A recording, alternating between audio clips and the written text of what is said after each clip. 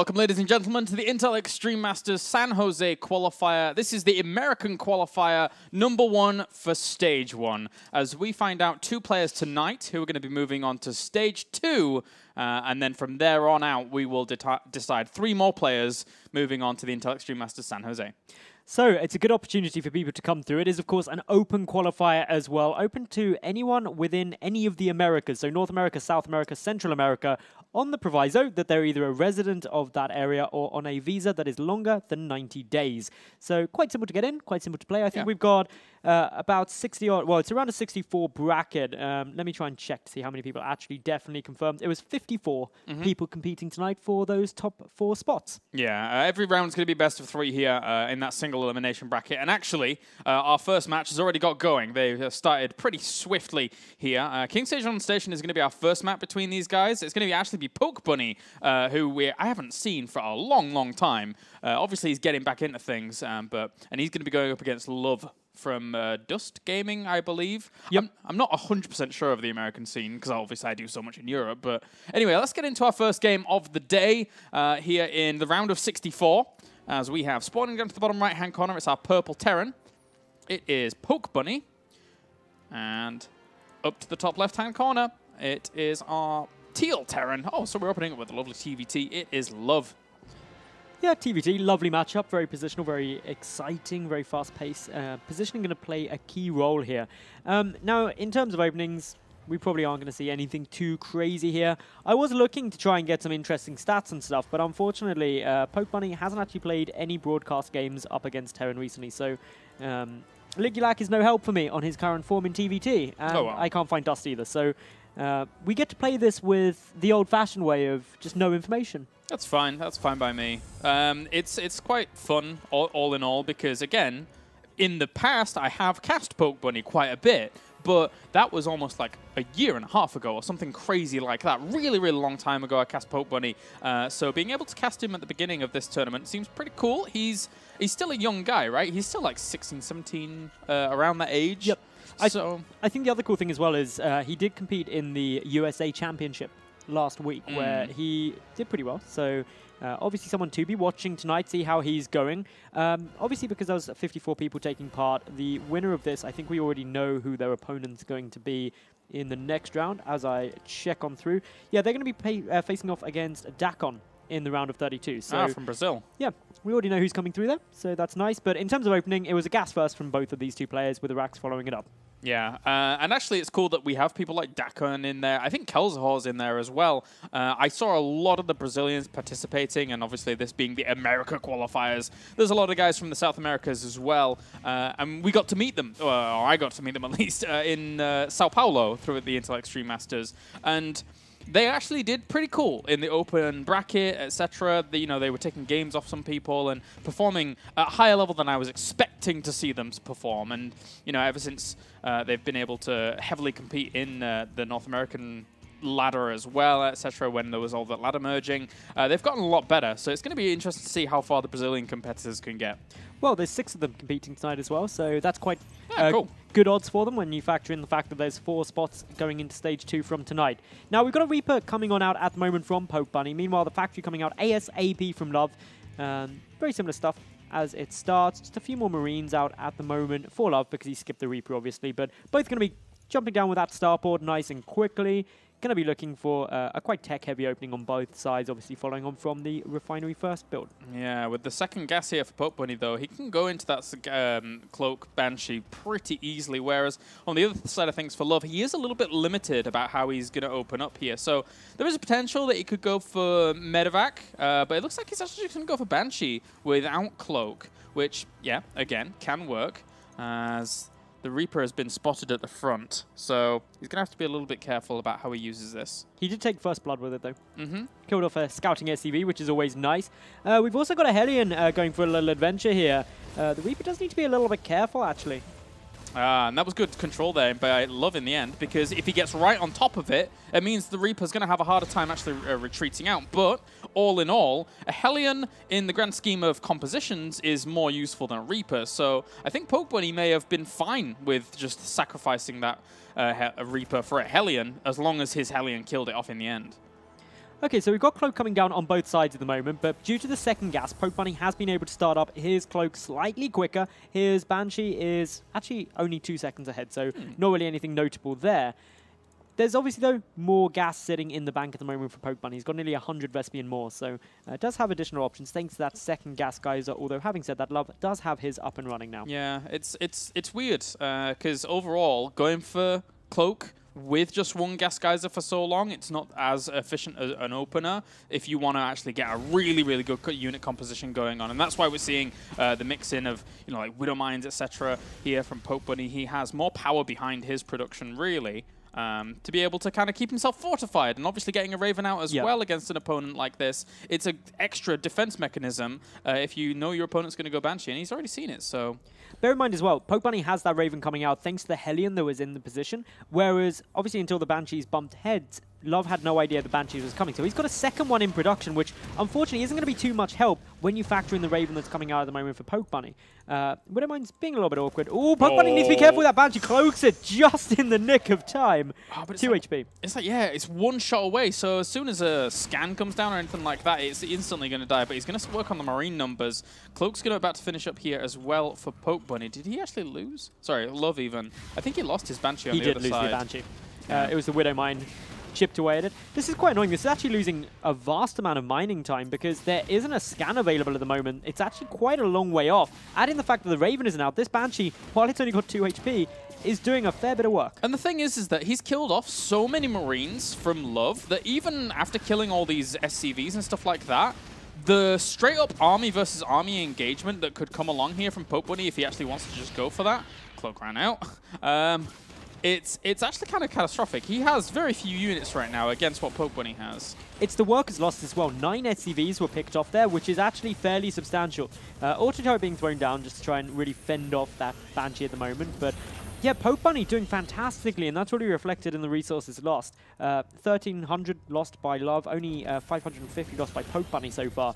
Definitely the advantage comes in for Pokebunny in these early stages. Yeah, and the income is just kind of shattered here for Love because he actually has gone quite slowly back into gas at the main base, so his production, his unit production is going to be significantly slowed down. Also, the lost mining time, that's something else we haven't really factored in there. That's quite substantial. It was a good kind of 20 seconds off all of mining.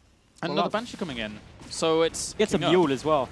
It's really, really racking up here. I mean, unit count, 2 Marines, 1 Banshee, 1 Raven, and a Hellion against everything he wants. If Pokebunny goes with the first general, normal, standard siege tank push, then I'm not sure how he's going to be able to fend that off.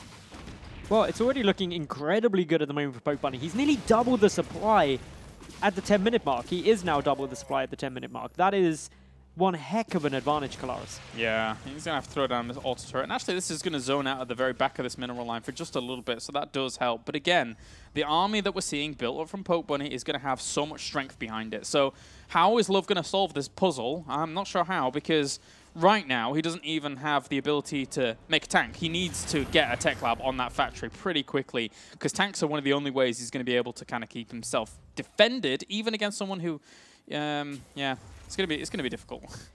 Kalaris, if you bring up the income tab as well at the moment, you can just see that Pokebunny is not only mining more minerals, but he's also mining substantially more gas. And one of the reasons for that is because, well, Pokebunny, he was able to pick up one of those mules at very high amounts of energy on it. So really hope one way Love could at least stabilize the income.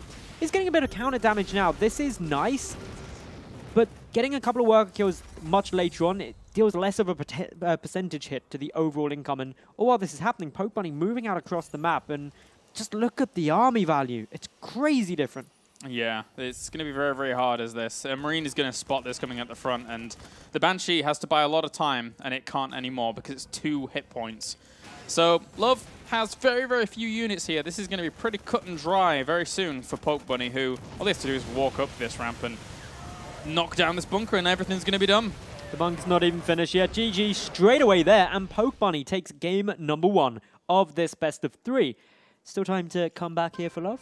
Yeah. In the end, you know, it was kind of all over the place. It's weird when you get those scenarios where it's Cloak Banshee versus Cloak Banshee, and then obviously in the end, Pokebunny's defenses were just better set up. He had a bit more gas. He had the earlier scout. Yeah, he had the earlier scout. When he got the Raven, and actually getting that Raven rather than a second Banshee for Pokebunny, I think was one of the integral pieces of the puzzle, because it meant that he didn't take much counter damage. Also, the fact that Love didn't have a scan available, so he had no way to deal with that first. For a long time. Yeah, for that first Banshee, just did so much, and clawing your way back from that takes, let's face it, a little bit of a miracle. The second map's going to be Overgrowth, maybe the most popular map in this season's map pool. Yep. What do you reckon these two are going to be doing here? Gas first, gas first. Reaper wouldn't be too bad an idea on this map, because you can kind of actually get over there pretty quickly and see what's going on. But then if you do go Reaper, then you've spent gas into something that you're going to throw across the map and then say, oh, you want gas first, what a surprise. And then from there on out, can you really get much more information? Depends on if you're going to dance around, how many rings are going to stop you on the particular ledges. But it's, yeah, I think gas first. Even if they don't go Reaper, it's kind of cool, because gas first is a great opener in this matchup. I think, to be honest, Pokebunny doesn't have too much to stress about. Just another harassment-heavy opening I think would be very good for him. But we are in game, so let's jump on through to this. And, well, spawning down in the lower left-hand position, we've got the purple Terran player representing IVD. It is Pokebunny. And up to the top right-hand corner, we have our teal Terran, turquoise Terran, whatever color you want to call it. It is Love. Currently 1 game down, looking to kind of claw his way back here. That's an interesting one. My girlfriend insists that it's turquoise, not teal. Okay.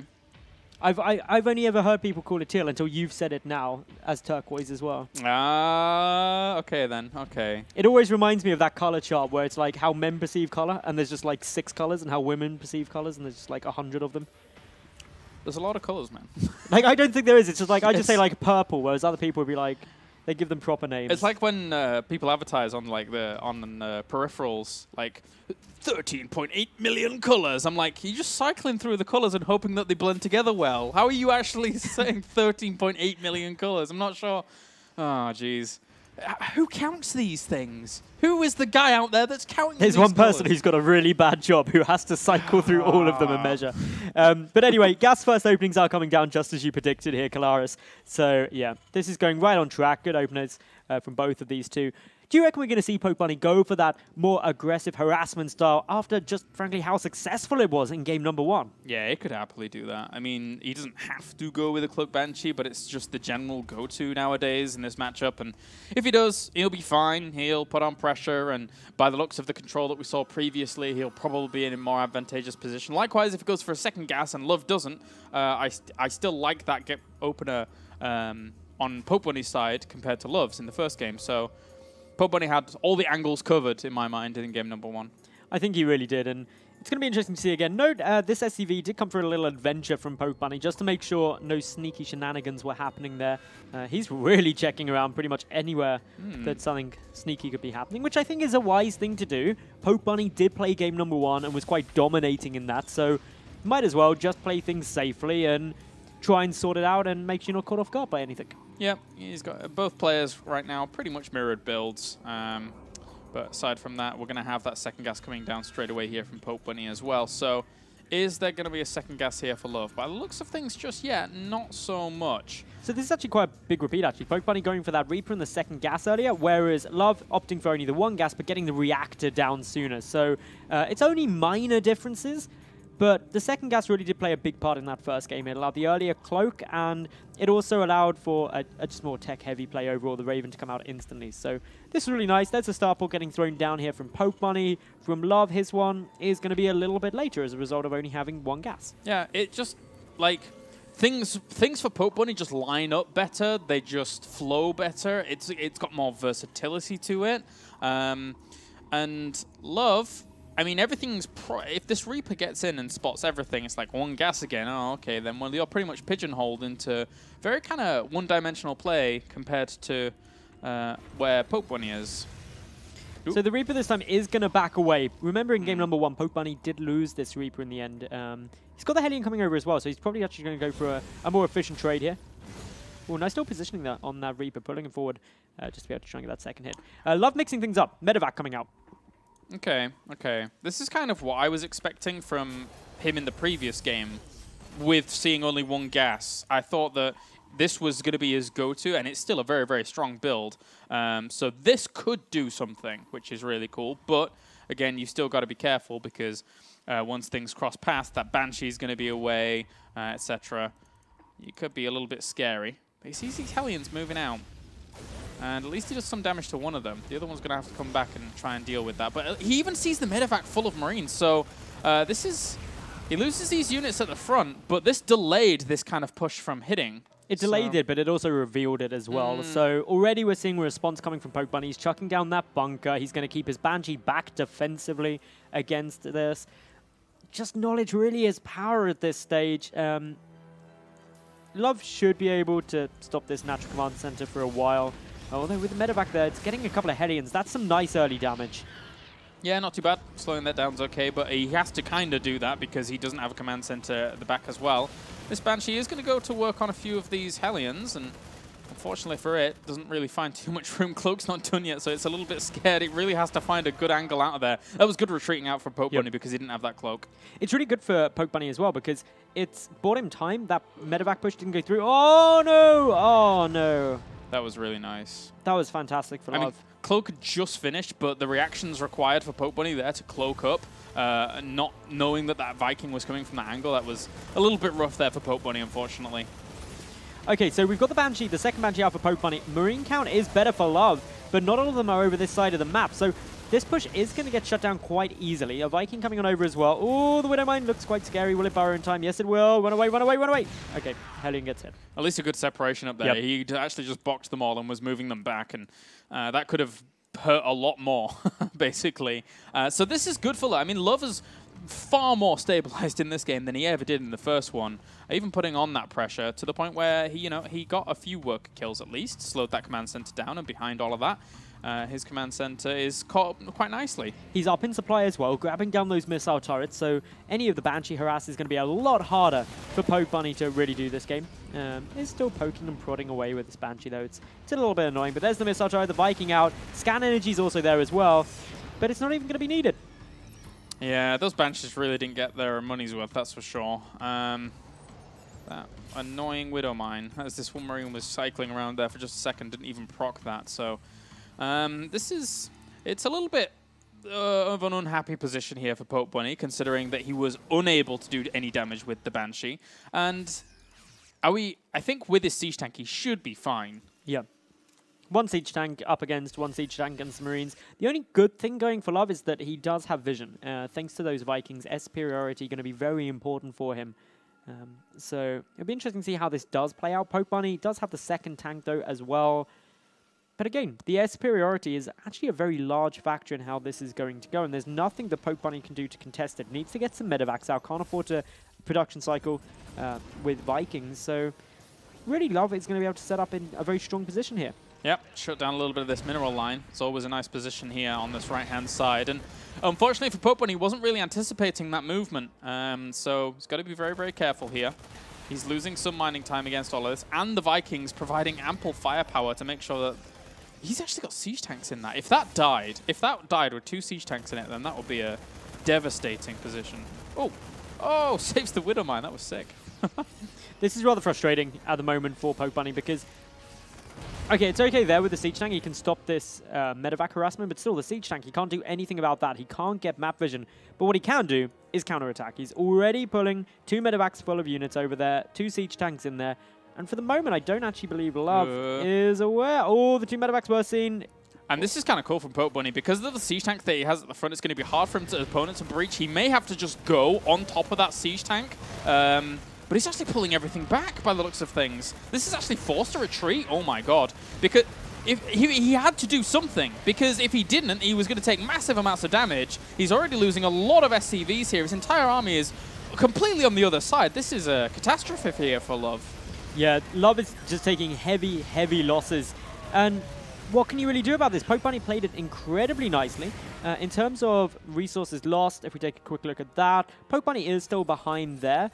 In the worker count, Pokebunny's up, though, by 10 at this stage. It was the workers killed that was absolutely phenomenal for Pokebunny there. And yeah, with it, Pokebunny's really stabilized this game, arguably taken a little bit of a lead. Yeah. Love for now is going to move back through the middle. He still has quite an army. It's 41 army supply to 44. But at the same time, the armies are too close in size to actually call unless he loses a bit of it. As that siege tank positioned very, very nicely on the high ground here for Love, just to get a few extra shots off whilst all this goes on. Actually, that could have been the deal maker there for Love overall. That siege tank. That was a hero siege tank right there. It wasn't focused down by Pokebunny, and now Love has got quite a bit of momentum, actually. Army supply is in Love's favor by 8, but if we take a look at the siege tank count, it's 2-2 with the reinforcements coming on by. But the air superiority that has been important all this game, really paying out for Love now. SCV pool in progress. Pokebunny's in a very, very slippery slope. Yeah, that was a good counterattack there from Love. But in the end, Pokebunny should be able to fend it off with losing quite a few workers. So worker count now 25-30 in favor of Love, who did find a good window for the counter. And again, all of that really does come back to his positioning on the retreat. I loved that siege tank on this high ground. It was just the absolute deal maker, as I said. It was fantastic, and I completely agree with you, Kalaris. That positioning probably saved Love for the most part. So yeah, again, we're back into this kind of similar spot. I'd say this game is actually very equal at this stage. If we look at some of the facts, even though there's a slight worker advantage here for Love, previously there was quite a big one for Pokebunny. Upgrades are at very similar times to the +1 infantry. The one thing that is starting to become a bit of a factor is the third command center coming through for Love now. However, we do have Pokebunny coming for a drop play, whereas Love moving across the map. Yeah, got a few SCVs in there as well, just in case he can build an entrenched location and start repairing some of those siege tanks off. So got to be careful. Oh, this is going to be a bit of a problem because Pokebunny's moving out through the center. Doesn't want to take the engagement here with the drop going on, but seeing it, he can get very aggressive with the drop itself. Going to be interesting to see how this goes. Yeah, he's actually had to pull everything back just for this drop alone. And if he gets these 2 supply depots that actually have supply drops on them, then that's a really nice pickup here for Pokebunny. It's a little bit rare you actually see this get the opportunity to even kill those off. But look, he's now supply blocked. That really hurts. And he's having to push through the middle once again, considering the damage that was done. He should be able to clean up that drop quite nicely, but of course, seeing this movement through the middle by Pokebunny moving out, he's able to get in a slightly better position, although one of those tanks not sieged is now going to get through there. Quick chase down, a single tank was picked off there. This is really nice. Love not going to be taking a favorable trade here. 1 siege tank remains, but the Marines have been split quite nicely, and there just isn't really any reinforcements. Pokebunny takes down 3 of those tanks, and is now in a very, very good spot. Work supply is in his favor. The third base coming on through for him. And he's got a tank count advantage, 3-0. It's so funny, this TvT. It's been so back and forth. Really, really close to call. And Pokebunny just seizing the initiative now, has a really strong army. As you said, 3 siege tanks against 0 is kind of daunting here for Love. So he has to play a bit more defensively, get those siege tanks out. But all the while, playing defensively means that that third command center on spot is eventually going to be doing okay. The Marine is going to spot the third command center on this right-hand side eventually as well as it's starting to land, and that will be delayed even just a little bit more because his entire army has to move out to do something about the other third. In terms of upgrades, both do have 1-1 at the moment, although Love has started the +2 and is also going to get the +1 infantry armor slightly quicker than that of Pokebunny. All these 2 medevacs are going to be able to sneak on by. They don't get seen. That's actually quite a nice touch. If Love can sneak those in, could do a very, very potent drop, but the concern is 2 medevacs full of units means a lot less to defend against this almighty push coming through the center. Yeah, getting on top of the production here could work out if he's able to hold on at the back, as if he can get through to the SCVs, he should be okay. They're actually pulled off the line and actually getting minced down. They're properly taken out very, very fast. And unfortunately for Love, how much does he really have to defend? It's this 1 siege tank. That is really the linchpin of this defense. 1 siege tank up against 4. You don't have to be a maths major to know which way that's going to go, but back at home, Love is actually doing a lot of damage to Pokebunny. So Pokebunny is pushing through. This is a very interesting situation. Neither player in a good position to defend against this on either side. Yeah, one of them needs like a siege tank on the high ground or somewhere in their base. All of these SCVs have had to retreat out. If a siege tank can get out here for Love, then maybe he can hold on, but even then against the power here, it's going to be very, very difficult. All the SCVs come off the line. Instantly pulling back 2 tanks on the low ground as well. This is where the 4 tanks are being such an advantage. The natural base has been killed off Pokebunny, but Pokebunny is just in such a dominating position here, taking out so many SCVs. Love actually has no SCVs remaining, whereas Pokebunny has 2. Oh, he lost the 1 siege tank there as well. These 3 siege tanks and the Marines at the front are just going to really rule the roost here for Pokebunny. Of course, the Marines at the back are still doing a little bit, but Pokebunny saved a siege tank overall. Yeah, keeping that siege tank alive is so potent. There's only now, 8 Marines remaining for Love, and I don't think even all of them are across the map, actually, or maybe they are. But still, just the power, the army supply for Pokebunny is vastly superior to that of Love's. And it's a bit of a weird base race situation, but eventually Pokebunny should win this game. Yeah, I mean, even if he gets any single Marine over on this left-hand side, it's totally fine. Because, again, he has so much power behind his army on the other side. It's 25 army supply against 16. And right now, Love has to basically evacuate his entire infrastructure. Of course, technically, Pokebunny could have done that as well, and he is now, but... Bear in mind, Pokebunny also has... Both of these two players actually have their third bases up, but Pokebunny has a couple more SCVs. Unfortunately, it has been spotted. So the Marine's being pulled over to drop, dealing a bit of damage. This is a very funky game. But army supply is really what it comes down to. 24 for Pokebunny up against 14 of Love. Yeah, as long as the command centers get saved, as long as they both don't start burning down here for Pokebunny, I think he should be okay. He's now found the third base as well. That's going to get completely shut down, and that command center is easily going to die before it can really do anything. So that means everything for Love's is going to be revealed, whereas I don't think Pokebunny is going to be revealed thanks to the command center up to the top left. Yeah, that top left command center is really important. The one to the south is now burning, so it will eventually die without a repair up. But it won't die quickly, that's the important thing, unless, of course, the Marines come on over. But as we see now, Pokebunny just repositioning. He's left 2 tanks busy working through anything that he can find. But, yeah, coming over, going to defend that command center. He can land. He's even going to land at the gold base. That's quite cool. And we'll just happily mine away. It's 6 Marines and 3 medevacs versus 10 Marines, 2 tanks, and 4 medevacs, plus an SCV for Pokebunny. Yeah, and Pokebunny even knew, like, I don't care if I leave these 2 siege tanks up to the top. Oh, right over on the left-hand side, the 3 Marines. Run with them. Is he? There you go. GG, way! Realizes how much his opponent has, and Pokebunny advances on to the round of 32 to play Dekon. He does. Yes. So, bit unfortunate for Love there. Is it better to have loved and lost, or never to have loved at all? That's a very, very tough question, my friend. It was a really bad pun. It was a really bad pun. I feel bad for it now. Well, he's gone, so he's lost, guys. Sorry, that was a bit harsh. But anyway, Pokebunny moves on to the round of 32. And yeah, I gotta say, he's going to be playing a pretty strong Brazilian opponent. So whilst maybe not a lot of people have actually heard of Dekon before, he's actually pretty good. He's one of He's one of Brazil's best. Yep. So, and of course, there's another whole load of people coming in the round of 32 because it wasn't a complete round of 64 bracket. So Katz is through there, Destro's through there. Destro actually going up against Demo at the moment. I'm not sure if that game has started. Sephiron is up against Massa, so a couple of recognizable names in that bracket. I'm not sure if we've got another game yet or if we're jumping to a break. Yeah, we're going to go to a break, guys, but join us after when we have more games here from the Intel Extreme Masters San Jose American Qualifiers, stage number 1.